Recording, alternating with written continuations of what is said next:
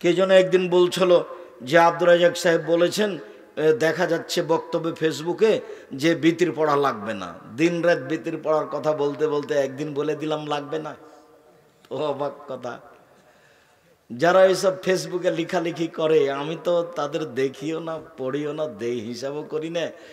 তবে আমার মনটা চায় যে ও যদি কোনোদিন আমার ক্লাসে বসতো দার্সে, তাহলে ও কয়েকবার বহির্বিশ্বে পড়ে এসেছে তা আমি তাকে দেখাতাম।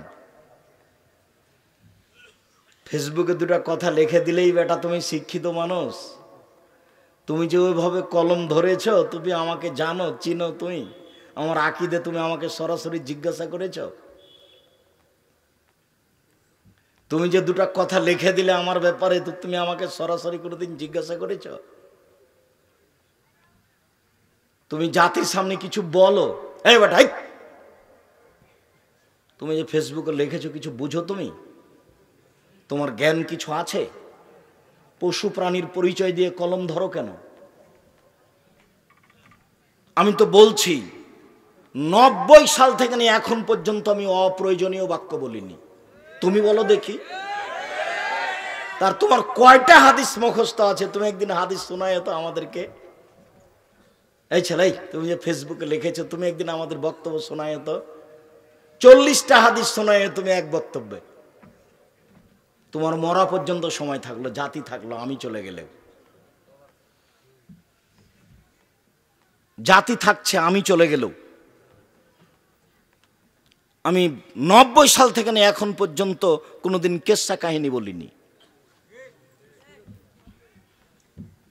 90 সাল থেকে এখন পর্যন্ত আমি কোনোদিন কারোর বিরুদ্ধে কোনো কথা বলতে যাইনি। এ তো আমি দিন রাত বলছি, প্রতিদিনই বলছি একই কথা। তুমি একটু ক্ষমতা দেখাও না, বলো যে আপনার কথা ঠিক নয়, আপনি কেসা কাহিনী বলেন, বলো এ কথা। তুমি বলো যে কোরআন হাদিসের বাইরে আপনি কথা বলেন। তুমি বলো না, হ্যাঁ তোমার নেতাকে দিয়ে বলাও, তোমার নেতা কয়টা হাদিস বলে মানুষের সামনে, সেটাই শুনি। সম্মানিত দিনী ভাই বোন, যেটা আপনাকে আমি বলছিলাম, অতীব গুরুত্বপূর্ণ বিষয় আপনার জন্য। আপনি রাতটাকে এভাবে ধ্বংস করিয়েন না। এই যে সেদিন ছিল বয়স 40 বছর, এখন দেখছেন 60 বছর। সেদিন ছিল আপনার দাড়িগুলো কালো, এই যে দেখলাম সেদিনে আপনি আমার সাথে মোসাফা করছিলেন, আজকে দেখছেন আপনার বাপ মা নেই, আপনার দাড়িগুলো সাদা হয়ে গেছে। কয়দিনের জীবনে আপনি এটা কি করতে চাচ্ছেন? সম্মানিত দিনী ভাই বোন, আমি আপনাকে কিছু রাতের নিয়ম পদ্ধতি শিখাই। এমনিতে এখানে বললাম যে আল্লাহ রসুল বলেছেন যে রাতে একটা অংশ আছে, ওই সময় যদি কেউ কিছু চায়, যা চাইবে তাই দিয়ে দেওয়া হবে। তবে এখানে আর একটা পদ্ধতি বলা আছে যে রাতে ওযু করে শুইতে হবে। বুঝাতে পারলাম না মনে হয়। রাতে যখন ঘুমাতে যাবেন তখন ওযু করে ঘুমাতে হবে, আর রাত 10টা পার হওয়া হবে না। ছেলে মেয়ের গল্প গুজব, টিভি, সিনেমা, মোবাইল সব কিছু বন্ধ হয়ে যাবে রাত 10টায়। তাহলে আপনি রাত 2টা, 3টায়, 4টায় উঠতে পারবেন। আর যদি রাত 12টায়, 1টা, 2টায় ঘুমান, তাহলে আপনার সকাল 7টা, 8টা বাজবে। তখন আপনি রাতকে মূল্যায়ন করতে পারবেন না। আর আপনি এই কথা মনে করিয়েন না যে আমি রাতে জেগে আল্লাহকে কিছু বলি না, সেজন্য সারা পৃথিবীর কেউ বলেন, এটা আপনি বলিয়েন না। আল্লাহ বলছেন পৃথিবীতে হাজারো মানুষ আল্লাহর ভয়ে কেঁদে মাটিতে লুটিয়ে পড়ে, তাদের কান্নার শব্দ তাদের ভীতিকে আরো বেশি করে দেয়। নেন এবার, তাহলে আপনি মনে করছেন যে আমি রাতে উঠে কান্নাকাটি করি না, সেজন্য কেউ করে না? হাজারো মানুষ করে, হাজারো মানুষ আল্লাহর কাছে প্রার্থনা করে, আর আল্লাহর কাছে চাইলে তিনি খুশি হন। যার কারণে হাত তুলে চাইলে আরো খুশি হন, খালি হাত খান ফিরিয়ে দিতে লজ্জা পান। আল্লাহ রাসূল বলছেন ইন্না রাব্বাকুম হাইয়ুন কারীম, তোমাদের প্রতিপালক হচ্ছেন লজ্জাশীল। ইয়াস্তাহি মিন আবদিহি, তার বান্দার ব্যাপারে সে লজ্জা করে। এই যা রাফায়াদাই হে আয়রদ্দ এলাইহে সিফরান, যখন হাত তুলে তার কাছে বলে, তখন খালি হাতটা তাকে ফিরিয়ে দিবেন। আল্লাহ লজ্জা পান, বড় লজ্জা। না, তুমি যেটা চেয়েছো আমি দিয়ে দিলাম, যেহেতু তুমি হাত তুলে বলছো। 5 ওয়াক্ত সালাতের পরে সবাই মিলে হাত তুলে দোয়া চলবে না, এই কথার অর্থ এই নয় যে হাত তুলেই চলবে না। হাত তুলেই প্রার্থনা করবেন, রাতে করবেন, অভ্যাসী হন। আমার অনুরোধ, আপনি আমার দিনী ভাই, আপনাকে আমি অনেক ভালোবাসি, আপনি আমার দিনী বোন, আপনি একটু অভ্যাসী হন, রাতে উঠে একটু সালাত আদায় করতে শিখেন। অনেক কিছু পেয়ে যাবেন, বরকত পাবেন, সুবিধা পাবেন, কল্যাণ পাবেন, শান্তি পাবেন, জান্নাত পাওয়া যাবে, কবরের শাস্তি মাফ হয়ে যাবে। আর রাতের শোয়ার সময়তে সূরা মুলক পড়বেন। মনে আছে কি? কবরের শাস্তি হবে না 4টা কাজে। এই ছেলে, কে কথা বলে পিছনে? 1, রাতে সূরা মুলক পড়ে ঘুমালে কবরের শাস্তি হবে না। বুঝানো গেল না? কোন সূরা বললাম? সূরা মুলক 30 আয়াতের। যদি মুখস্থ করতে না পারেন তাহলে দেখে দেখে পড়বেন। 2, জুমার দিন মারা গেলে কবরের শাস্তি হবে না। 3, শহীদ হয়ে গেলে কবরের শাস্তি হবে না। 4, পেট ব্যথায় মারা গেলে কবরের শাস্তি হবে না। তাহলে 4টা হলো আমার জন্য, একটাই সহজ, বাকিগুলো সহজ নয়। কোনটা সহজ? পেট ব্যথা সহজ? জি না, পেট ব্যথাটা সহজ বললে হবে? আমার পেট ব্যথা আল্লাহর কাছে কবুল হলো কিনা সেটা কেমনে আমি বুঝলাম? আর আমার পেট ব্যথা আসলেই সে ব্যথা নাকি যেটাতে তিনি কবরের শাস্তি মাফ করে দিবেন? একটা সহজ পদ্ধতি আছে, সেটা কি? সূরা মুলক। এই কথা রাসূল সাল্লাল্লাহু আলাইহি সাল্লাম বলেন। রাতে একটু পড়তে অভ্যাসী হন, মরণ তো হয়েই যাবে কয়দিন পরে। কত আপনাকে আমি পরিবর্তনের জন্য চেষ্টা করলাম, অনুরোধ করলাম, কিন্তু আপনি শোনা পর্যন্ত রাখলেন। এ কথাই ঠিক, আপনার অনেক ভালোবাসা, তাই দূর দূরান্ত থেকে চলে এসেছেন। আপনি ভালোবাসেন, এ কথা ঠিক, কিন্তু ভালোবাসার বাস্তব ফলটা কি? উবাদা ইবনে সামিত রাদিয়াল্লাহু তাআলা আনহু বলেন, রাসূল সাল্লাল্লাহু আলাইহি ওয়াসাল্লাম বলেছেন, মান তারা মিনাল লাইলে, কেউ যদি রাতে উঠার পরে বলে লা ইলাহা ইল্লাল্লাহু ওয়াহদাহু লা শারীকা লাহু লাহুল মুলকু ওয়া লাহুল হামদু ওয়া হুয়া আলা কুল্লি শাইইন কাদির ও সুবহানাল্লাহি ওয়া আলহামদুলিল্লাহি ওয়া লা ইলাহা ইল্লাল্লাহু আল্লাহু আকবার ওয়া লা হাওলা ওয়া লা কুওয়াতা ইল্লা বিল্লাহ রব্বিগফিরলি, এইটুকু বলার পরে ওযু করে যদি সালাত আদায় করে, তারপরে যা বলবে সেটা মেনে নেওয়া হবে, যা বলবে সেটা মেনে নেওয়া হবে, যা চাইবে সেটা দিয়ে দেওয়া হবে। বুখারী মুসলিম। দোয়া কি লম্বা হয়ে গেল? এই দেশে একটা বই পাওয়া যায়, আনি রাসূল সাল্লাল্লাহু আলাইহি ওয়াসাল্লাম দোয়া অধ্যায়, নাম শোনেননি মনে হয়। প্রত্যেকটা বাড়িতে রাখবেন, আমাকে ফাঁকি দিয়ে কোনো লাভ নেই। আমি যা চেষ্টা করার করেছি। এই দোয়া উপদেশ বইয়ে আছে, এই দোয়া কে বড় লাভবান বইয়ে আছে। বইগুলো সংগ্রহ করবেন। মাসিক আল ইতিসাম পত্রিকা পড়েন, এটা মুখপাত্র পত্রিকা, সবাকে পড়তে হবে, জরুরি।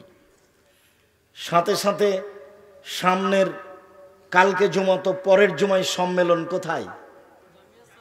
জামিয়া সালাফে, রূপগঞ্জ, নারায়ণগঞ্জ, ঢাকায়। আমি আপনার ভালোবাসা সেদিন দেখতে চাই। আপনি কেমন ভালোবাসেন সেদিন। বড় বড় কয়েকটা কাজ আছে, তার একটা কাজ আছে ইনশাআল্লাহ। সেদিন 200 শতক জমির ওপরে বাইতুল হাম জামে মসজিদ তৈরি হবে ইনশাআল্লাহ, যার একতলাতে 10,000 মানুষ সালাত আদায় করতে পারবে। সেই মসজিদের উদ্বোধন হবে 4 মার্চ রোজ শুক্রবার, সামনের শুক্রবার, কালকের পরে ইনশাআল্লাহ। প্রায় 50 বিঘা জমির উপরে এই প্রতিষ্ঠান অবস্থান করছে। আপনি গেলে খুশি হবেন, দেখতে ভালো লাগবে, মনের দোয়াটা সহজে বের হবে। আল্লাহ তুমি জামিয়া সালাফে কবুল করো। সঠিক আকীদার মানুষ পৃথিবীতে যারা যুগ যুগ ধরে, শতাব্দীর পর শতাব্দী, কালের পর কাল তারা এই জমি জায়গা ভোগ করবে, যারা সঠিক আকীদার মানুষ ইনশাআল্লাহ। আমি তো আছি, কয়দিন আছি, চলে যাব। এরপরে তো শতাব্দীর পর শতাব্দী মানুষ আসবে। এই ঢাকার একটা কেন্দ্রীয় জায়গাতে এই বিশাল ভূখণ্ড আহলে হাদিস ভোগ করবে ইনশাআল্লাহ। সঠিক আকীদার মানুষ ভোগ করবে ইনশাআল্লাহ। সম্মানিত দিনী ভাই বোন, আপনি এই দোয়া পড়তে পারেন। এছাড়াও যদি আপনি মনে করেন যে না এটা লম্বা হচ্ছে, তাহলে আপনি সূরা আলে ইমরানের শেষ রুকুর প্রথম 5 আয়াত পড়বেন। সূরা আলে ইমরানের শেষ রুকুর প্রথম 5 আয়াত, ইন্না ফি খালকিস সামাওয়াতি ওয়াল আরদ। শেষ পর্যন্ত প্রথম 5 আয়াত। আর যদি আপনি বড় পড়তে পারেন সেটাও পড়তে পারেন। আপনি ঘুম থেকে উঠে যে লম্বা দোয়া আছে সেটা পড়বেন। সম্মানিত দিনী ভাই বোন, আমি আপনাকে আজকে রাত অনেক হয়েছে, এই ছেলে থামো, আমি দোয়া পড়ি তারপরে।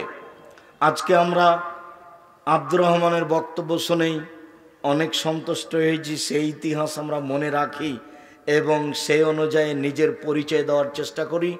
আমি আপনাকে আজকের লম্বা আলোচনা না শুনিয়ে শুধুমাত্র বলতে চাচ্ছি যে 5 ওয়াক্ত সালাত আদায় করেন আর রাতে অন্তত 2 রাকাত সালাত আদায় করে আপনার ইবাদতটা চালু করেন ইনশাআল্লাহ।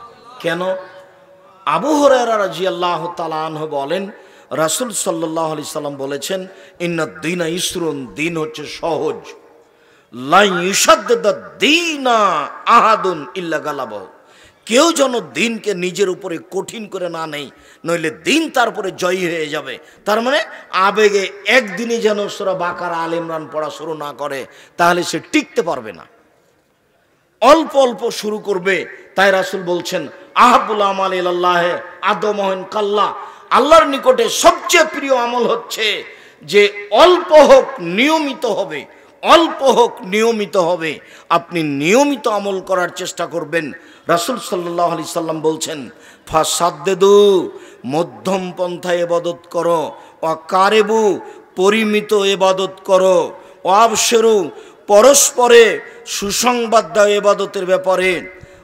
তারপরে রাসূল সাল্লাল্লাহু আলাইহি সাল্লাম বলছেন, ওয়াস্তাইনু, রাতে তোমরা আল্লাহর কাছে সাহায্য চাও, সকালে ও সন্ধ্যায় আল্লাহর কাছে সাহায্য চাও, আল্লাহ তোমাদের কবুল করবেন ইনশাআল্লাহ। সম্মানিত দিনী ভাই বোন, যেসব মাধ্যম দিয়ে আল্লাহকে খুব বেশি সন্তুষ্ট করা যায়, যেসব মাধ্যম দিয়ে মুহাম্মদ সাল্লাল্লাহু আলাইহি সাল্লামের সাথে জান্নাতে থাকতে পাওয়া যায়, তার বড় মাধ্যম হচ্ছে রাতের সালাত।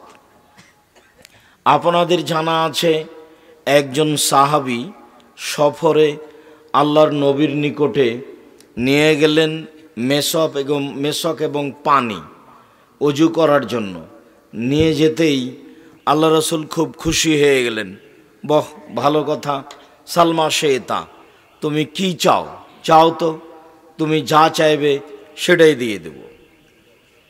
তখন সাহাবী চাইলেন, আসআলুকা মুরাফাকাতাক ফিল জান্নাহ, আপনার সাথে আমি জান্নাতে থাকতে চাই। তো আমরা হয়তো বা দুনিয়াবি কিছু চাইতাম, তো সাহাবী তো বললেন যে আপনার সাথে জান্নাতে থাকতে চাই। তখন আল্লাহর নবী বলছেন, আওয়া গায়রা দালিক, না না না না, এটা নয়, এটা নয়, অন্য কিছু চাও। তখন সাহাবী বলছেন, হোয়া দাকা, ওটাই চাই। তো আল্লাহ রাসূল তো খুব দামি মানুষ, পৃথিবীতে এত বড় দামি মানুষ আল্লাহ আর কাউকে সৃষ্টি করেননি। জান্নাতের গেটে লেখা আছে, সর্বপ্রথমে যিনি জান্নাতে প্রবেশ করবেন তিনি হলেন মুহাম্মদ সাল্লাল্লাহু আলাইহি সাল্লাম।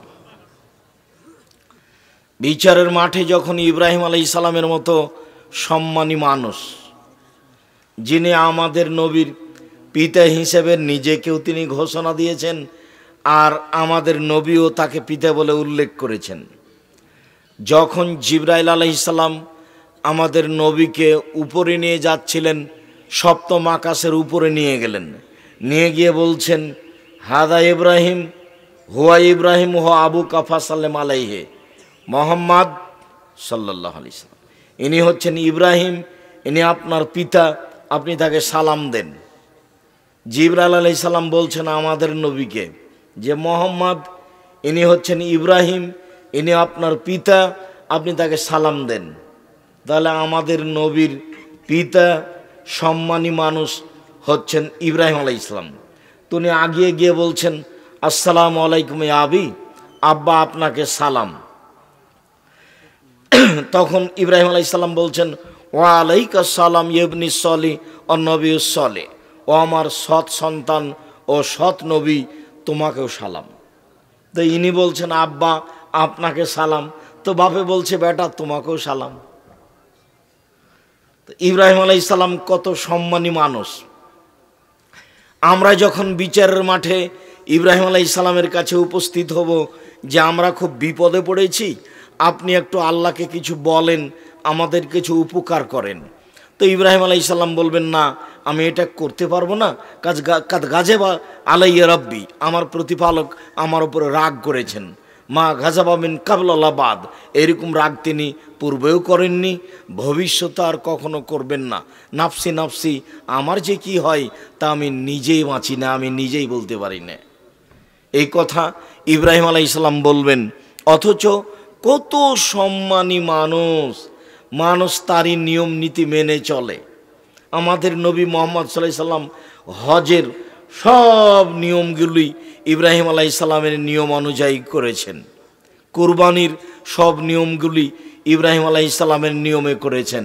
তার মানে নীতি মেনে চলার ব্যাপারে পৃথিবীতে সবচেয়ে দামি মানুষ যেমন ইব্রাহিম আলাইহিস সালাম, তেমনি নিয়ম নীতি মেনে চলার ব্যাপারে তারই নিয়ম নীতি হচ্ছে সবচেয়ে দামি। এর পরেও মুহাম্মদ সাল্লাল্লাহু আলাইহি সাল্লাম পৃথিবীর সবার চেয়ে দামি। যখন আমরা আমাদের নবী মুহাম্মদ সাল্লাল্লাহু আলাইহি সাল্লামের কাছে যাব, গিয়ে বলবো যে পরিস্থিতি এই, আপনি আমাদের জন্য একটু আল্লাহকে কিছু বলেন, তখন তিনি সিজদায় পড়ে যাবেন বলার আশায়। তিনি মুখে কিছু বলবেন প্রশংসা, যা দুনিয়াবী কোনো প্রশংসা নয়, যেটা আলহামদুলিল্লাহ সুবহানাল্লাহ আল্লাহু আকবার হবে না। তিনি বলেছেন আমাকে প্রশংসার শব্দ শিখিয়ে দেওয়া হবে, আমি সেগুলি বলবো, তখন আমাকে বলা হবে ইরফারা আসাক, মাথা আপনি উঠান, সালতুতা, আপনি চান আপনাকে দেওয়া হবে, অসফেতু সাফা, আপনি সুপারিশ করেন আপনার সুপারিশ মেনে নেওয়া হবে, যা চাইবেন তাই দিয়ে দেওয়া হবে, আপনি যার ব্যাপারে সুপারিশ করবেন সেটাই মেনে নেওয়া হবে। তাহলে তিনি কত বড় সম্মানী মানুষ। এর পরেও একটা লোককে ক্ষমতা দিয়ে তিনি জান্নাতে নিয়ে যেতে পারবেন না। তিনি বলছেন, দেখো আমার সাথে জান্নাতে থাকতে চাইলে আইন নিবে কাসরাতি সুজুদ, রাতে সালাত আদায় করে আমাকে সাহায্য করতে হবে। তুমি যদি রাতে সালাত আদায় করে আমাকে সহযোগিতা না করো, তাহলে আমি তোমাকে বিচারের মাঠে আমার সাথে জান্নাতে রাখতে নিয়ে যেতে পারবো না।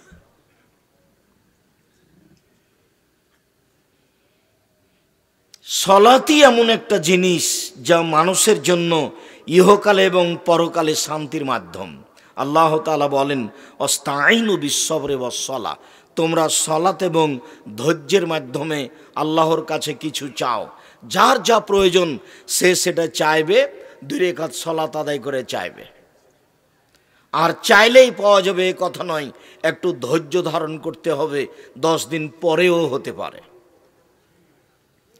আবু হুরায়রা রাদিয়াল্লাহু তাআলা আনহু বলেন, রাসূল সাল্লাল্লাহু আলাইহি ওয়াসাল্লাম বলেছেন, লাইসা শাইউন আকরামু ইনদাল্লাহি মিনাদ দুআয়ে, চাওয়া কাজটা আল্লাহর কাছে যত প্রিয়, পৃথিবীর কোনো কাজ আল্লাহর কাছে তত প্রিয় নয়। আপনি যদি একবার বলেন আল্লাহকে যে আমার একটা ভ্যানের ব্যবস্থা করে দেন, তাহলে খুব খুশি। আর যতক্ষণ পর্যন্ত আপনি চাইবেন না, ততক্ষণ পর্যন্ত তিনি আপনার উপরে অসন্তুষ্ট। রাসূল সাল্লাল্লাহু আলাইহি সাল্লাম বলেন, মানলাম এস আলিল্লাহ ইয়াগদাব আলাইহি, যে ব্যক্তি আল্লাহর কাছে চায় না, আল্লাহ তার উপরে অসন্তুষ্ট হন। আল্লাহর সাথে মানুষের স্বভাবের মিল নেই, মানুষের স্বভাবের সাথে আল্লাহর গতির বিপরীত গতি। আপনি যদি কালকে মানুষটার কাছে 5,000 টাকা চেয়েছিলেন, আজকে যদি আবার চাইতে যান, তাহলে ও বলবে টাকা কি আপনার জন্য বানায়? কালকে এসেছিলেন, আবার আজকে চাইতে এসেছেন কেন? আর আপনি যতবার বলবেন আল্লাহ আমাকে এটা দাও, ততবার খুশি। এমন কোনো দুনিয়াতে জিনিস নাই যেটা আল্লাহর কাছে প্রিয় চাওয়ার চেয়ে। হজ করা কাজটা আল্লাহর কাছে যত প্রিয়, তার কাছে চাওয়া কাজটা তার চেয়ে অনেক অনেক অনেক বেশি প্রিয়। রমজান মাসে সিয়াম পালন করা কাজটা তার কাছে যত প্রিয়, তার কাছে চাওয়া কাজটা তার চেয়ে অনেক অনেক অনেক বেশি প্রিয়। তাসবিহ তাহলিল জিকির আজকার করা কাজটা তার কাছে যত প্রিয়, চাওয়া কাজটা তার কাছে অনেক অনেক তার চেয়ে বেশি প্রিয়।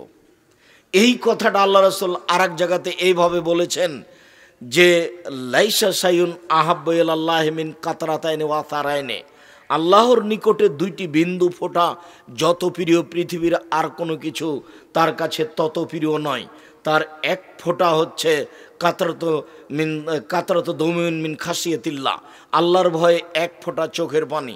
আল্লাহর ভয়ে এক ফোঁটা চোখের পানি আল্লাহর কাছে যত প্রিয় পৃথিবীর কোনো কিছু আল্লাহর কাছে তত প্রিয় নয়। তাই তো রাসূল সাল্লাল্লাহু আলাইহি সাল্লাম বলেছেন, লা ইয়ালিজার রাজুলু বাকামিন খাসিয়াতিল্লাহ হাত্তা ইয়ালিজাল লাবানু ফি দারে।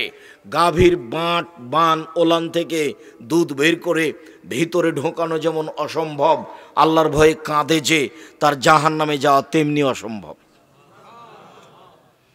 আল্লাহর ভয়ে কাঁদে যে সে জাহান্নামে যাবে না। গাভীর বাঁট থেকে দুধ বের করে ঢোকাম তো দেখি, এটা কি সম্ভব? এটা সম্ভব নয়। তো রাসূল সাল্লাল্লাহু আলাইহি সাল্লাম বলছেন যে আল্লাহর ভয়ে কাঁদে তার জাহান্নামে যাওয়া তেমনি অসম্ভব। আল্লাহ তাআলা আমাদের নবীকে বলছেন, ফাইদা ফারাগতা ফানসব ওয়া ইলা রাব্বিকা ফারগাব। মুহাম্মদ সাল্লাল্লাহু আলাইহি সাল্লাম, আপনি যখন দুনিয়াবি কাজ থেকে অবসর হবেন তখন আপনি কঠোর শ্রমে আত্মনিয়োগ করুন, আর আপনি আমাকে যা বলবেন তা কান্নাকাটি করে বিনয়ের সাথে বলুন।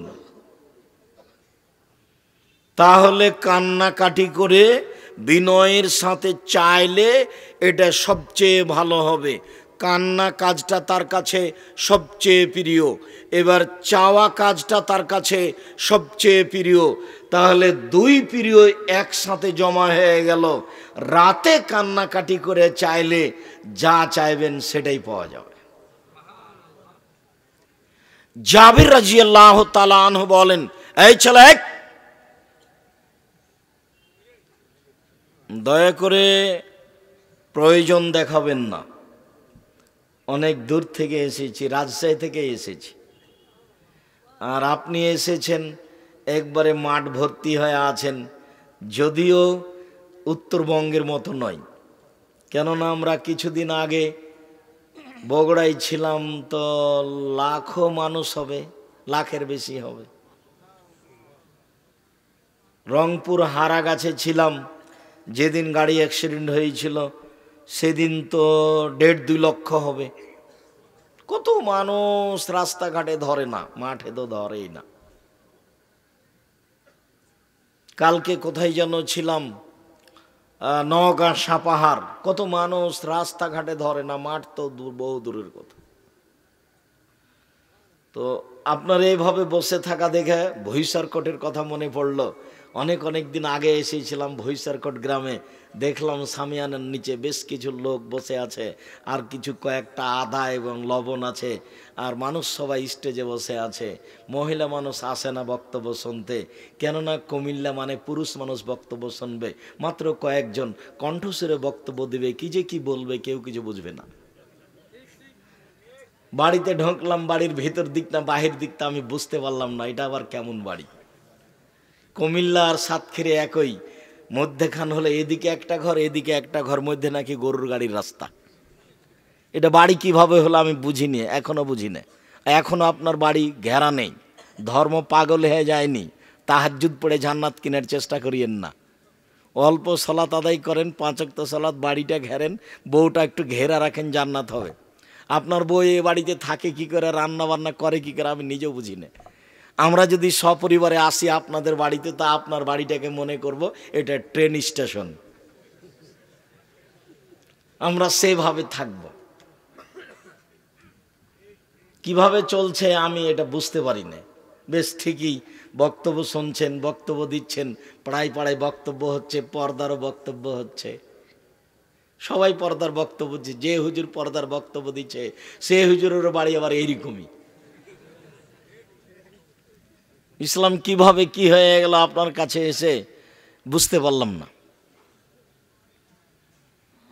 সব দিক দিয়ে সতর্ক হন, অল্প পয়সা ইনকাম করেন, বাড়িটা ঘেরে রাখেন। আমার কথাটা মনে রাখেন, জীবনে, মানুষের জীবনে 4টা জরুরি কাজ সেদিন বলে গেছিলাম, আপনার ছোট নাই। মানুষের জীবনে 5 ওয়াক্ত সালাত, এর চেয়ে জরুরি কাজ পৃথিবীতে মানুষের জীবনে নেই। দ্বিতীয় জরুরি কাজ হালাল রুজি, তৃতীয় জরুরি কাজ কোরআন তেলাওয়াত, চতুর্থ জরুরি কাজ যেখানে দুইজন বসে আছে সেখানে বসবেন না।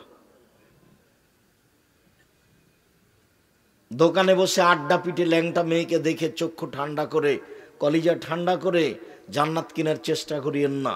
আব্দুর রহমান যেটা বলছিল যে যখন তারা যুদ্ধে পারেনি, সব যুদ্ধে পরাজয় হয়েছে, লাখো জনগণ তাদের আর 500-200 জনগণ মুসলমান, এরপরেও তারা এক পর্যায়ে পরাজয় হয়ে গেল। তখন তারা বুঝলো যুদ্ধ করে হবে না, কৌশল করতে হবে।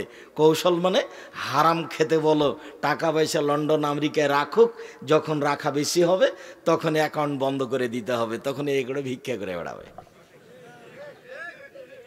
আর বেটি ছেলেকে মাঠে নামিয়ে দিতে হবে, 5,000 টাকা বেতন দিয়ে গার্মেন্টসে সব নিয়ে যেতে হবে। কেমনে মুসলমান তার ইমান টিকে তা দেখা যাবে। তো যুদ্ধ করে মেরে কি হবে, এমন পথ ধরি যাতে করে আমার গোলাম হয়ে থাকে, আমারই কাজ করে, তো এমনিতে হয়ে গেল জয়। তো খামাখাম মুখামুখি হয়ে জীবন দিব কেন? যা চেয়েছিল তাই করেছে। এদেশের কলেজ, বিশ্ববিদ্যালয়, অফিস আদালত, কোর্ট কাচারি, শিক্ষা প্রতিষ্ঠান, জেলখানা সব কিছু খ্রিস্টানের নীতিতে চলে। আপনার কোনো নীতি নিয়ম নিজস্ব নেই। ওরা যেটা বলেছে সেটাই আপনার। ওর খাতা খান যেমন আপনার খাতা খান তেমন। ওর যেদিন যেদিন ছুটি আপনার সেদিন সেদিন ছুটি। ওর বিশ্ববিদ্যালয়, কলেজের নাম, স্কুলের নাম যা দেখি আপনিও সাদ করে সে নামটা রেখেছেন। পায়খানার নাম রাখলেন কেন? আপনার কলেজের নাম, স্কুলের নাম, এটা কেন? ওর নামের সাথে আপনার সাদ কি? আল্লাহ রসুল বলছেন যে খালিফুল ইয়াহুদ আল মুশরিকিন, তোমরা ইহুদি খ্রিস্টানদের বিরোধিতা করো। তার সব কিছু আপনাকে ভালো লাগে, তার ছবি ছাটা ভালো লাগে, তার চুল ছাটা ভালো লাগে, তার বেটি ছেলে যেভাবে চলে আপনার বেটি ছেলে সেভাবে চললে আপনাকে সেটা ভালো লাগে, ও গাড়ি খান যেভাবে করে সেভাবে আপনার গাড়ি হলে সেভাবে ভালো লাগে। তাই তো আপনার গাড়ির লোক ডান দিকে বসে আর গাড়িটা বাম দিকে যায়। সৌদি আরবে যান, গাড়ি ডান দিকে যাবে। এমন একটা কৃষ্টি কালচার নেই। ঘুরে ওই কথা বললাম যে চাঁপাইনবাবগঞ্জে বিবাহের শুরু থেকে না শেষ পর্যন্ত একটা কাজও জায়েজ নয়। ঠিক তেমনি এদেশের মাটিতে স্কুল, কলেজ, শিক্ষা প্রতিষ্ঠান, কোর্ট কাচারি, অফিস আদালত একটাও রাসূলের নীতিতে নেই, সব ইহুদি খ্রিস্টানদের নীতিতে। 5 ওয়াক্ত সালাত আদায় করার পরে কখন কখনো বিকৃত হয়ে গেছে। ওরই মতো নাকি চুল ছাঁটলে ভালো লাগবে, অবাক কথা। কখন কখন পশু হয়ে গেছে, কখন কখনো গরু ছাগল হয়ে গেছে। সম্মানিত দ্বীনি ভাই বোন, এই ছেলে বসো, কিছুক্ষণ সময় অপেক্ষা করো। সম্মানিত দ্বীনি ভাই বোন, আল্লাহ তাআলা বলেন ওয়াস্তাঈনু বিস-সাবরি ওয়াস-সালাহ, সালাতের মাধ্যমে আল্লাহর কাছে সাহায্য চাও। যারাই বিপদে পড়েছে তারাই সালাতের মাধ্যমে সাহায্য চেয়েছে। মনে আছে কি ইব্রাহিম আলাইহিস সালামের স্ত্রীর কথা? ইব্রাহিম আলাইহিস সালামের স্ত্রী সারাও বিপদে পড়েছিলেন। আপনি বিশ্বাস করেন, সারার সাথে যে অন্যায় করতে চাচ্ছে সে হলো দেশের সরকার, পুলিশ প্রশাসন তার হাতে, জনগণ তার হাতে। এবং সারা একজন মহিলা মানুষ, নির্জন ঘরে ঢুকেছে। সারা নিজেকে ক্ষমতা দেখে কৌশলে টিকে থাকার কোনো পথ নেই। যখন সে অন্যায় করতে চাইল তখন সারা বললেন থামেন, আগে ওযু হবে, 2 রাকাত সালাত হবে, তারপরে আপনার সাথে কথা। ওযু হলো, 2 রাকাত সালাত হলো, তারপরে তিনি আল্লাহকে বললেন আমি যদি আপনাকে বিশ্বাস করে থাকি আল্লাহ বলে, আর যদি আমি ইব্রাহিমকে নবী বলে বিশ্বাস করে থাকি, এই 2টা কথা যদি আমার ঠিক হয়ে থাকে, আর আরেকটা আমি আমার স্বামী ছাড়া আমার লজ্জা স্থানকে পৃথিবীতে কাউকে ব্যবহার করতে দিইনি, এই কথা যদি আমার সত্য হয়ে থাকে, এই 3টে যদি আমার কথা সত্য হয়, তাহলে আমার মুখের উপরে এই কাফের যেন আমার গায়ে হাত লাগাতে না পারে। কথা শেষই হয়নি, অজ্ঞান হয়ে পড়ে গেছে। উপস্থিত দিনই বৈঠকের মুসলিম বোন, আপনি বলেন তো একটু দেখি, আমার মাথার চুল কেউ দেখেনি, আমি তাহাজ্জুদ পড়ে জান্নাত কিনে নিব। আমি দেবরের সাথে কোনোদিন গল্প করি না, আমার স্বামী থাকে না তখন আমি মোবাইলে কারোর সাথে কথা বলি না, আমি ঘরের বাইরে যাই না, হাত মোজা পা মোজা ছাড়া বাইরে যায় না।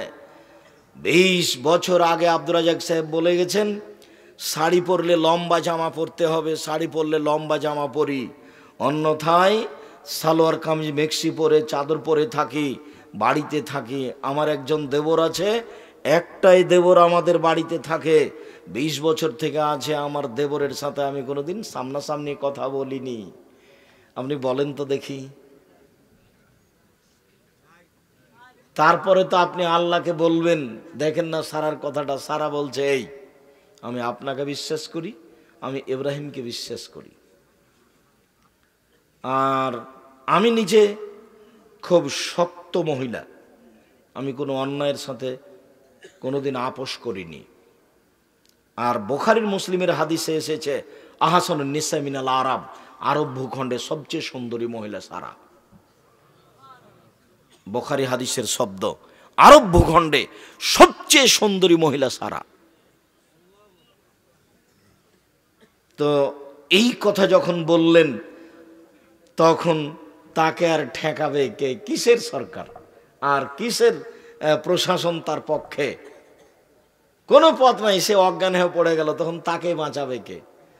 তখন আবার সারা বলছেন, আল্লাহ এ যদি এখন মারা যায় তাহলে প্রমাণ হয়ে যাবে যে আমি হত্যা করেছি, তা আর একটা বিপদ আসবে, অতএব একে তুমি মেরে ফেলো না, একে তুমি জীবিত করে দাও।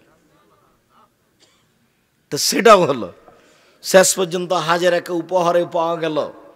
আপনি একটু আমার দিনী বোন, আপনি একটু এরকম দেখান তো, নিজেকে একটু প্রমাণ দেখান তো, দেখবেন আপনি আপনি আমার দিনী বোন দেখেন তো। যদিও এটা কুমিল্লা, মানে মহিলারা আসে না বক্তব্য শুনতে, ওই যে ভুইসারকোটের কথা, অল্প কয়েকজন মানুষ, এরকমই নাকি জালসা।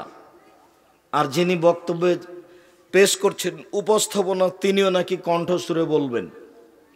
আমি এরকম দেখেছি, আদা সাজানো থাকতো, আজকেও আছে নাকি। আবার এই চায়ের কাপটা কেন এসেছে তাও আমি জানি না, কেন যে আদা সাজানো আছে, এটা নিয়ম নীতি মনে করতাম। আপনি আমার দিনী ভাই, আপনি মনে রাখেন, আমার অনুমান বক্তব্যের মাঠে আমি জাতিকে বলেছি বক্তৃতার নামে মিথ্যা কথা আছে, জাল জৈব হাদিস আছে। এদেশে শতকরা 95 জন বক্তা মিথ্যুকে কথা আমি বলেছি, এদেশে শতকরা 98 জন মুফাসসির মিথ্যুকে কথা আমি বলেছি।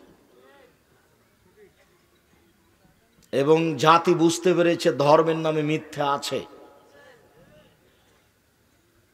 জোরায়েজ খুব পরহেজগার মানুষ, গির্জা ঘরে ইবাদত করতেন।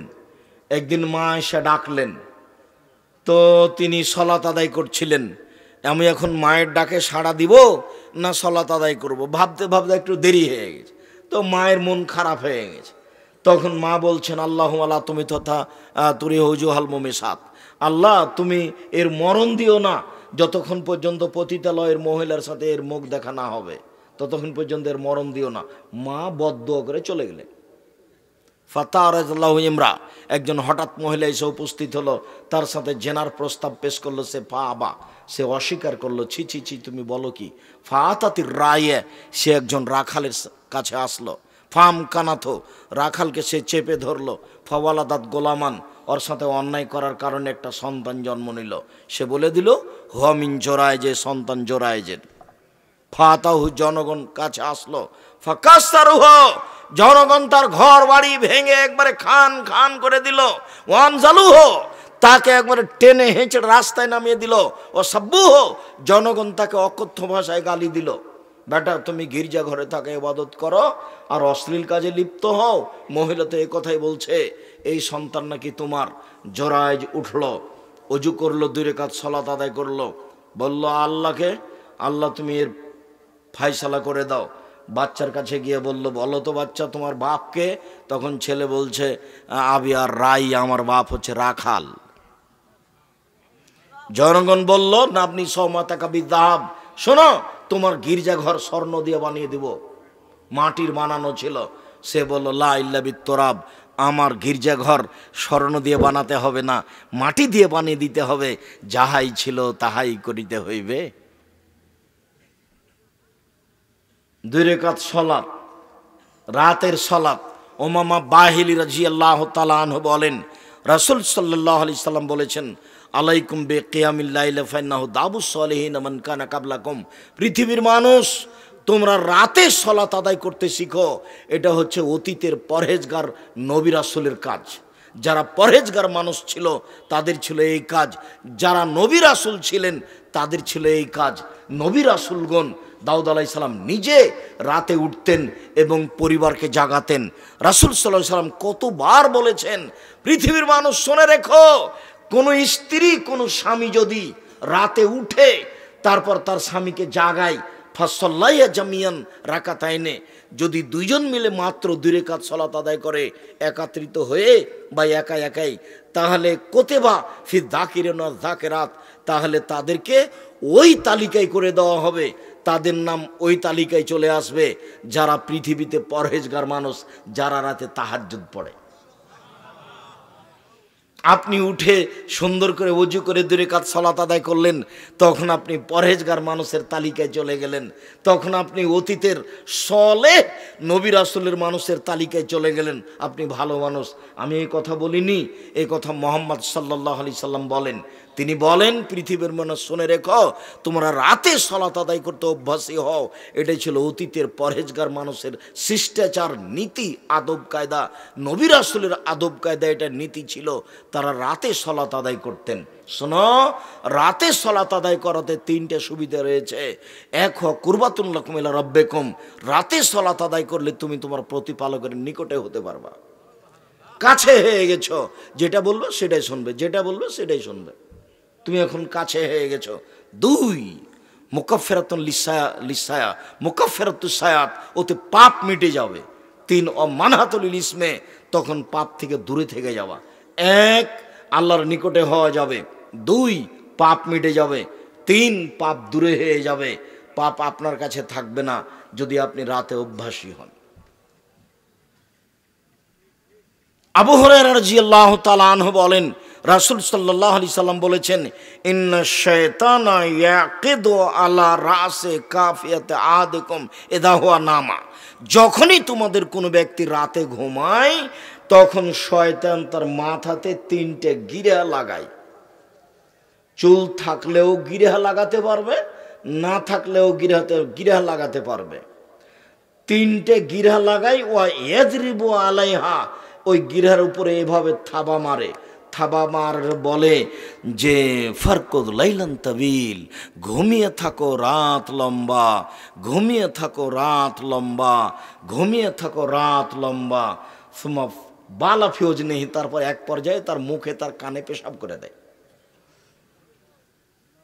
যে ঘুমিয়ে যখন সকাল হয়ে যায়, উঠে না, তখন আর মুখে আর কানে পেশাব করে দেয় শয়তান। সকালে দেখবেন যে খাবিসার নাফসে কাসলানা, একবারে মুখখান ভ্যাংচা হয়ে কেমন লাগছে দেখে উঠেছে, একটা আপনার ওই ব্রাশ আর পেস্ট নিয়ে ঘুরে বেড়াচ্ছে সকাল 8টা-9টার দিকে। এ হলো পশু প্রাণীর মতো জীবন কাটা। ও তো রাত 2টায় ঘুমিয়েছে। এই ছেলেই, সেদিন তোমাকে আমি ছোট নাই বলে যাইনি যে চাঁপাইনবাবগঞ্জে একটা ভাষা আছে, বক্তব্যর মাঠে বলেছিলাম বিবাহের ব্যাপারে, যে ছেলের সাথে মেয়েরা যায় বরের সাথে, ওকে চাঁপাইনবাবগঞ্জের ভাষা প্রায়ই রাত 12টা-1টা হলে আর তার ইমান কোনো কাজ করে না। তারপরে এই ছেলে উঠেই যখন বলে আলহামদুলিল্লাহিল্লাযী আহয়ানা বাদা মা মাতানা ওয়া ইলাইহিন নুশুর, সে আল্লাহর প্রশংসা যে আল্লাহ মরার পরে, মরণ দেওয়ার পরে জীবিত করলো, বলার সাথে সাথে ইনহাল্লা তোকদা, একটা গিরা খুলে যায়। আইন তাওয়াজ্জা ইনহাল্লা তোকদা, যখন অজু করে তখন আরেকটা গিরা খুলে যায়। ওয়াইন সাল্লাহ ইনহালা তোকদা, যখন 2 রাকাত সালাত আদায় করে তখন আরেকটা গিরা খুলে যায়। এবার ফাসবাহা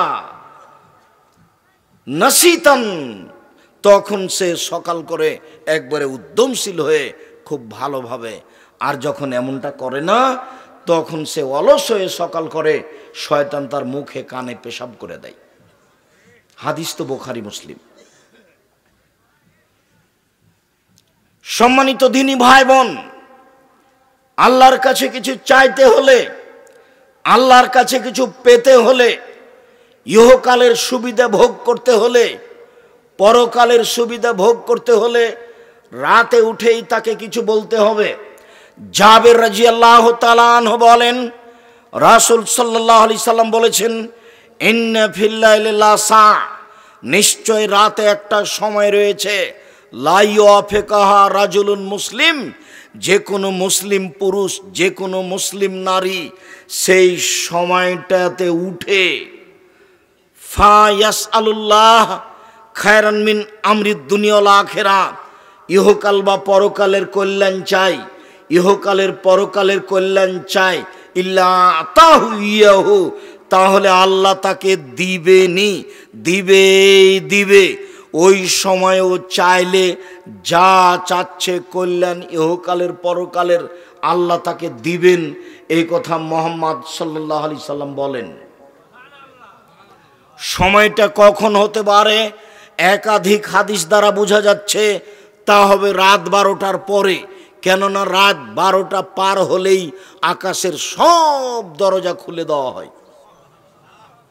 ঠিক যখন দিন দুপুর পার হয়, 12টা 5-10 হয়েছে, তখন আকাশের সব দরজা খুলে দেওয়া হয়।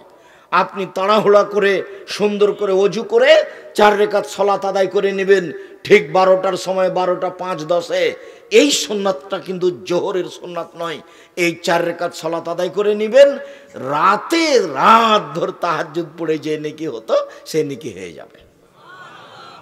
আর এখন যেটা চাইবেন সেটা দিয়ে দেওয়া হবে, যেটা চাইবেন সেটা দিয়ে দেওয়া হবে। কেন? এখন আকাশের সব দরজা খুলে দেওয়া হয়েছে। রাসূল সাল্লাল্লাহু আলাইহি সাল্লাম বলছেন, ইযা উযযিনা ফতিহাত, ইযা উযযিনা লিস-সালাত ফতিহাত আবওয়াবুস সামায়ে, যখনই আজান দেওয়া হয় সালাতের জন্য তখন আকাশের সব দরজা খুলে দেওয়া হয়। লা ইউরাদ্দু দুআ বাইনাল আযান ওয়াল ইকামা, আজান ইকামাতের মাঝে দোয়া ফেরত দেওয়া হয় না, আজান ইকামাতের মাঝে দোয়া ফেরত দেওয়া হয় না, আজান ইকামাতের মাঝে দোয়া ফেরত দেওয়া হয় না। আজানের সাথে সাথে সব দরজা খুলে দেওয়া হয়েছে। ওইটা চিন্তা করবেন না আব্দুর রাজ্জাক সাহেব, আহলে হাদিসেরা তো আজান দেয় 3:30টায়, আর এক ভাইয়েরা আজান দেয় 5টায়, তো দরজা খোলা হয় কখন? আপনার যখন আজান দেওয়া হয় তখন, ওই ভাইয়ের যখন আজান দেওয়া হয় তখন। আপনি আল্লাহর কাজকে নিজের মতো ভাবতে গেলেন কেন? আল্লাহর কাজকে আপনি নিজের মতো ভাবলে তো তাহলে ভুল বুঝলেন।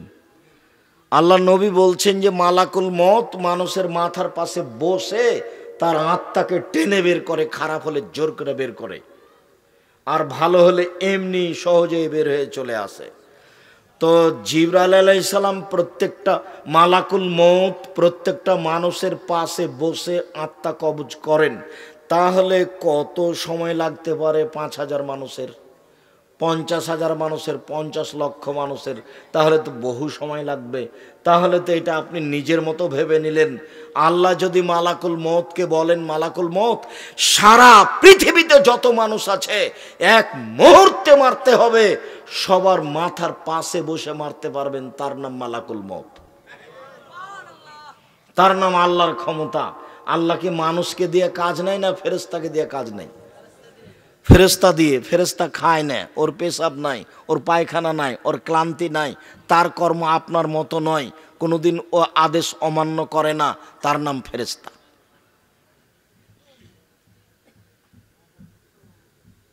তার গতি, তার চলন আমার আপনার মতো নয়।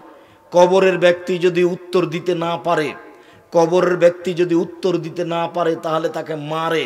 আল্লাহ রাসূল বলছেন ইয়াজরিবু জারবাতান, এমন মায়ের দেই, মায়ের কারণে এসি হোসাই হাতান, সে বাপরে মারে করে চিৎকার করে, ইসমা মা বাইনাল মাশরিক ওয়াল মাগরিব ইল্লা সাকালান, সারা পৃথিবীর জীবজন্তু কীট পতঙ্গ পদার্থ জড় পদার্থ সব তার বাপরে মারে করে চিৎকার শুনতে পাচ্ছে, মানুষ এবং জিন শুনতে পায় না। এখানে চিৎকার করছে এই কবরে মায়ের কারণে, 50,000 কোটি কিলোমিটার দূরে যে পশু প্রাণী আছে সে শুনতে পাচ্ছে তার চিৎকার। আপনাকে আমি বুঝাতে পারবো কত জোরে মারছে। আবার ও শুনতে পায় না, ওর কান বধির, চোখে দেখে না কোথায় মারছে, কানেও শুনে না কিভাবে চিল্লাচ্ছে। এ কথা মুহাম্মদ সাল্লাল্লাহু আলাইহি সাল্লাম বলেন। যার কারণে রাসূল সাল্লাল্লাহু আলাইহি সাল্লাম বলেছেন, মারাইতু মানজারান কাতল কাবর আবজামিন হো, আমার জীবনে দেখিনি কোনো দৃশ্য যেটা কবরের চেয়ে আশ্চর্য হতে পারে। এটা আল্লাহর কাজ, এটা ফেরেশতা দিয়ে তিনি করেন। আপনি কি আল্লাহর কাজকে নিজের মতো কখনো ভাববেন না। সময়টা রাত 12টার পরেই হতে পারে, তবে ওই হাদিসের ভিত্তিতে, বুখারী মুসলিমের এক হাদিসের ভিত্তিতে, এনজেল রব্বনা তাআলা ইলা সামাই দুনিয়া হিনা আবকা সাল্লাল্লাহু আলাইহি আখিরা, রাতের 3 ভাগের 2 ভাগ যখন পার হয়ে যায়, 1 ভাগ বাকি থাকে, তখন আল্লাহ তাআলা সপ্তম আকাশ থেকে প্রথম আকাশে নেমে আসেন। নেমে এসে চিৎকার করে বলেন, মায়া ধুনি ফাস্তা জিবালাহু, হে পৃথিবীর মানুষ কে আছো, কে আমাকে ডাকে, আমি তার ডাকে সাড়া দিব। মায়া সরণি ফাউতিয়াহু, কে আমার কাছে কিছু চাই, যে যা চায় তাকে আমি তাই দিয়ে দেবো। মায়াস্তাক ফেরুনি ফাক ফেরালাহু, কে আমার কাছে ক্ষমা ভিক্ষা চাই, আমি তাকে ক্ষমা করে দিব। তাহলে এইটা রাত 2টার পরে হতে পারে, 2:30 3টার পরে হতে পারে। তবে আয়েশা রাদিয়াল্লাহু তাআলা আনহার ওই হাদিসে বোঝা যাচ্ছে, আয়েশা রাদিয়াল্লাহু তাআলা আনহা বলেন, কানান নবী সাল্লাল্লাহু আলাইহি সাল্লাম ইসল্লি মিন বাইনা ইয়াফরুগা মিন সালাতিল ইশা ইলাল ফাজরে 11 রাকা, আল্লাহর নবী এশার সালাতের পর থেকে নিয়ে ফজরের সালাত পর্যন্ত 11 রাকাত সালাত আদায় করতেন। 11 রাকাত। ইসাল্লামু মিন কুল্লি রাকাতাইনে, প্রত্যেক 2 রাকাতের পরে সালাম ফিরতেন। তবে তার সালাতটা শুরু হতো এশার পর থেকে নিয়ে ফজর পর্যন্ত সময়ে, কোনোদিন 1টার পরে, 2টার পরে, 3টার পরে, কোনোদিন 12টার পরে। তবে তাহাজ্জুদের সালাত আদায় করা যাবে এশার পর থেকে নিয়ে ফজর পর্যন্ত, যার কারণে তারাবির সালাত এশার সালাতের পরেই চলবে।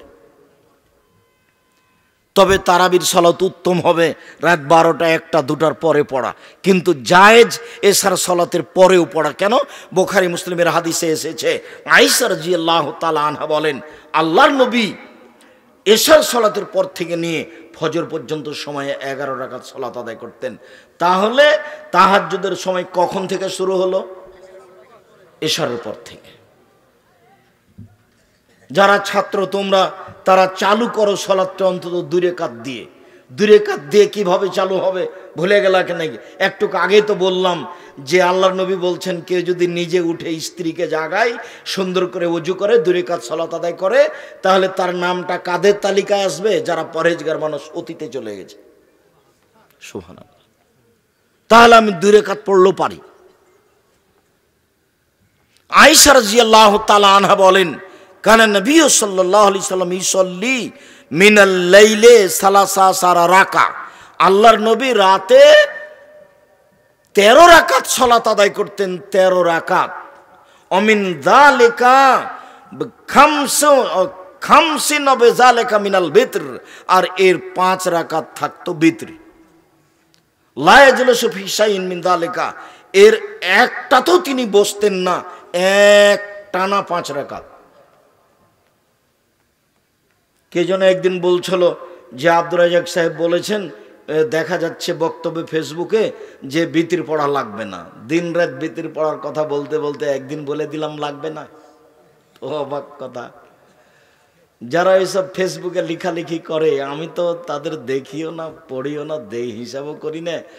তবে আমার মনটা চায় যে ও যদি কোনোদিন আমার ক্লাসে বসতো, দার্সে, তাহলে ও কয়েকবার বহির্বিশ্বে পড়ে এসেছে, তা আমি তাকে দেখাতাম। ফেসবুকে 2টা কথা লিখে দিলেই বেটা তুমি শিক্ষিত মানুষ, তুমি যে ওইভাবে কলম ধরেছ, তুমি আমাকে জানো, চিনো, তুমি আমার আকীদা তুমি আমাকে সরাসরি জিজ্ঞাসা করেছ, তুমি যে 2টা কথা লিখে দিলে আমার ব্যাপারে, তো তুমি আমাকে সরাসরি কোনোদিন জিজ্ঞাসা করেছ? তুমি জাতির সামনে কিছু বলো, এই বেটা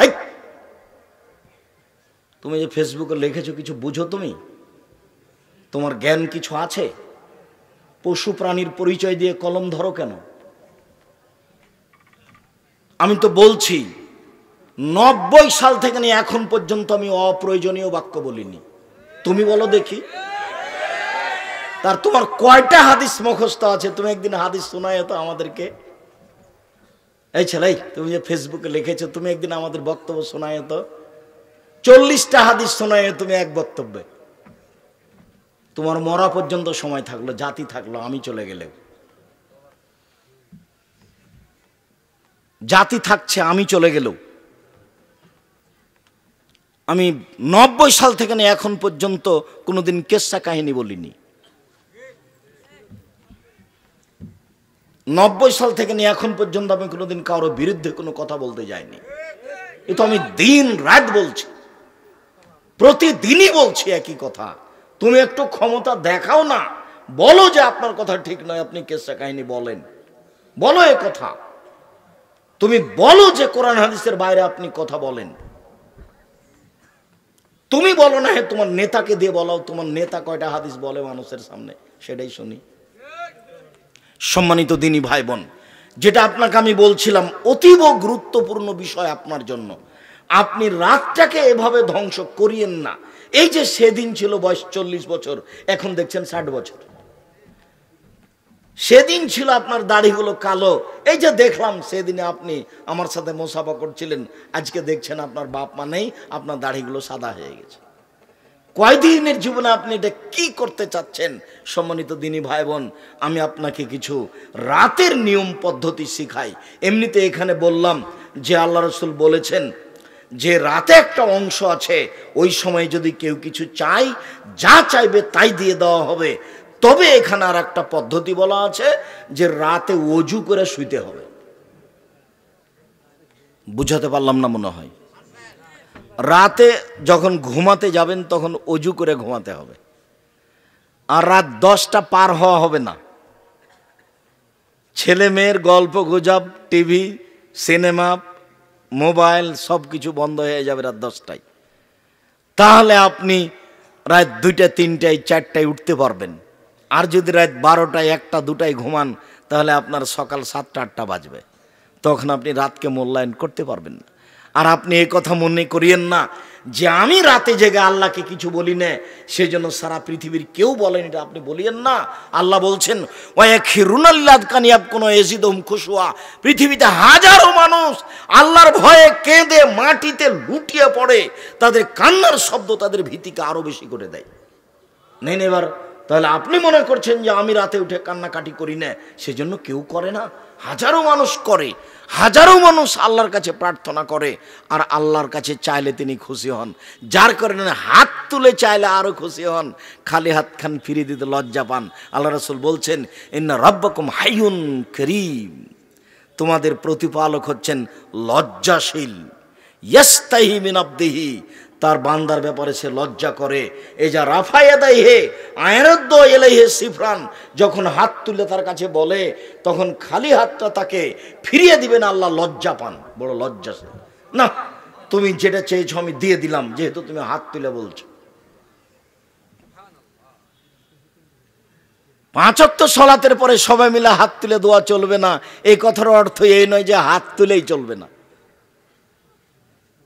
হাত তুলেই প্রার্থনা করবেন, রাতে করবেন, অভ্যাসী হন। আমার অনুরোধ, আপনি আমার দিনী ভাই, আপনাকে আমি অনেক ভালোবাসি, আপনি আমার দিনী বোন, আপনি একটু অভ্যাসী হন, রাতে উঠে একটু সালাত আদায় করতে শিখেন।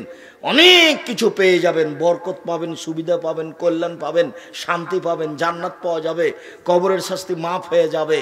আর রাতের শোয়ার সময়তে সূরা মুলক পড়বেন। মনে আছে কি? কবরের শাস্তি হবে না 4টা কাজে।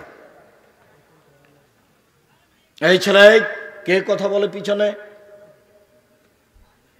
1, রাতে সূরা মুলক পড়ে ঘুমালে কবরের শাস্তি হবে না।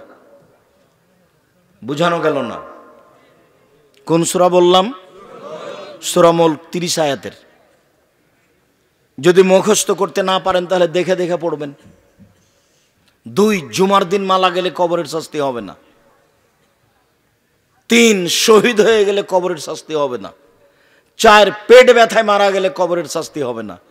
তাহলে 4টা হলো আমার জন্য, একটাই সহজ, বাকিগুলো সহজ নয়। কোনটা সহজ? পেট ব্যথা সহজ? জি না, পেট ব্যথাটা সহজ বললে হবে? আমার পেট ব্যথা আল্লাহর কাছে কবুল হলো কিনা সেটা কেমনে আমি বুঝলাম? আর আমার পেট ব্যথা আসলেই সে ব্যথা নাকি যেটাতে তিনি কবরের শাস্তি মাফ করে দিবেন? একটা সহজ পদ্ধতি আছে, সেটা কি? সূরা মুলক। এ কথা রাসূল সাল্লাল্লাহু আলাইহি সাল্লাম বলেন। রাতে একটু পড়তে অভ্যাসী হন, মরণ তো হয়েই যাবে কয়দিন পরে। কত আপনাকে আমি পরিবর্তনের জন্য চেষ্টা করলাম, অনুরোধ করলাম, কিন্তু আপনি শোনা পর্যন্ত রাখলেন। এ কথাই ঠিক, আপনার অনেক ভালোবাসা, তাই দূর দূরান্ত থেকে চলে এসেছেন, আপনি ভালোবাসেন, এ কথা ঠিক, কিন্তু ভালোবাসার বাস্তব ফলটা কি? উবাদা ইবনে সামিত রাদিয়াল্লাহু তাআলা আনহু বলেন, রাসূল সাল্লাল্লাহু আলাইহি ওয়াসাল্লাম বলেছেন, মান তারা মিনাল লাইলে, কেউ যদি রাতে উঠে, উঠার পরে বলে লা ইলাহা ইল্লাল্লাহু ওয়াহদাহু লা শারীকা লাহু লাহুল মুলকু ওয়া লাহুল হামদু ওয়া হুয়া আলা কুল্লি শাইইন কাদির ওয়া সুবহানাল্লাহি ওয়া আলহামদুলিল্লাহি ওয়া লা ইলাহা ইল্লাল্লাহু আল্লাহু আকবার ওয়া লা হাওলা ওয়া লা কুওয়াতা ইল্লা বিল্লাহ রব্বিগফিরলি, এইটুকু বলার পরে ওযু করে যদি সালাত আদায় করে, তারপরে যা বলবে সেটা মেনে নেওয়া হবে, যা বলবে সেটা মেনে নেওয়া হবে, যা চাইবে সেটা দিয়ে দেওয়া হবে। বুখারী মুসলিম। দোয়া কি লম্বা হয়ে গেল? এই দেশে একটা বই পাওয়া যায়, আনি রাসূল সাল্লাল্লাহু আলাইহি ওয়াসাল্লাম দোয়া অধ্যায়, নাম শোনেননি মনে হয়। প্রত্যেকটা বাড়িতে রাখবেন, আমাকে ফাঁকি দিয়ে কোনো লাভ নেই। আমি যা চেষ্টা করার করেছি। এই দোয়া উপদেশ বইয়ে আছে, এই দোয়া কে বড় লাভবান বইয়ে আছে। বইগুলো সংগ্রহ করবেন। মাসিক আল ইতিসাম পত্রিকা পড়েন, এটা মুখপাত্র পত্রিকা, সবাকে পড়তে হবে, জরুরি। সাথে সাথে সামনের কালকে জুমা, তো পরের জুমায় সম্মেলন কোথায়? জামিয়া সালাফে, রূপগঞ্জ, নারায়ণগঞ্জ, ঢাকায়। আমি আপনার ভালোবাসা সেদিন দেখতে চাই, আপনি কেমন ভালোবাসেন।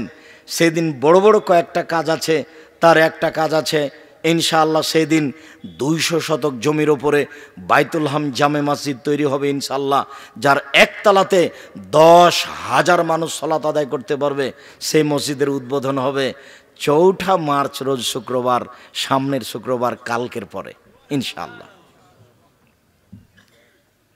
প্রায় 50 বিঘা জমির উপরে এই প্রতিষ্ঠান অবস্থান করছে। আপনি গেলে খুশি হবেন, দেখতে ভালো লাগবে, মনের দোয়াটা সহজে বের হবে। আল্লাহ তুমি জামিয়া সালাফে কবুল করো। সঠিক আকীদার মানুষ পৃথিবীতে যারা যুগ যুগ ধরে, শতাব্দীর পর শতাব্দী, কালের পর কাল তারা এই জমি জায়গা ভোগ করবে, যারা সঠিক আকীদার মানুষ ইনশাআল্লাহ। আমি তো আছি, কয়দিন আছি, চলে যাব। এরপরে তো শতাব্দীর পর শতাব্দী মানুষ আসবে। এই ঢাকার একটা কেন্দ্রীয় জায়গাতে এই বিশাল ভূখণ্ড আহলে হাদিস ভোগ করবে ইনশাআল্লাহ। সঠিক আকীদার মানুষ ভোগ করবে ইনশাআল্লাহ। সম্মানিত দিনী ভাই বোন, আপনি এই দোয়া পড়তে পারেন।